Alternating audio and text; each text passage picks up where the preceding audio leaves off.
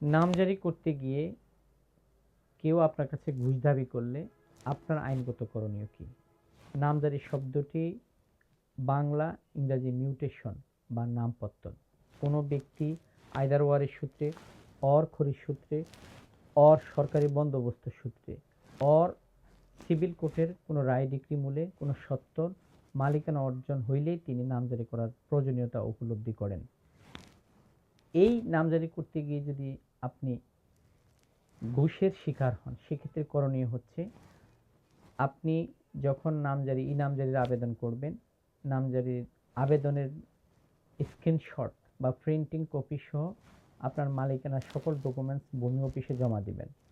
জমা দেওয়ার পরে সেখানে রিসিপ্ট কপি রাখবেন। সর্বোচ্চ 30 দিনের মধ্যে আপনি আইনের নির্ধারিত সময়ের মধ্যে নামজারি পাবেন।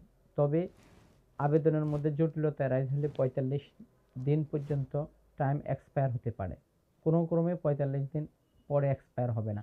কিন্তু ভূমি অফিসের অসাধু কর্মকর্তাগণের যোগ সাজস্যে বা টাকা পয়সার লেনদেনের অপারে যদি আপনাকে বিলম্বিত করে, দীর্ঘসূত্রিতা তৈরি করে, তাহলে আপনার জন্য করণীয় হচ্ছে আপনি এসএলএনের কাছে সরাসরি অভিযোগ দায়ের করতে পারেন, অথবা ডিসি অফিসে অভিযোগ দায়ের করতে পারেন, অথবা এসিসি তথা অ্যান্টি কারাপশন কমিশনের কাছে অভিযোগ দায়ের করতে পারেন, অথবা নামজারি করার বাধ্যবাধকতা চেয়ে হাইকোর্ট ডিভিশনে অভিযোগ দায়ের করতে পারেন, অথবা অনলাইন সেবা 333 কিংবা 16122 হটলাইনে অভিযোগ দায়ের করতে পারেন।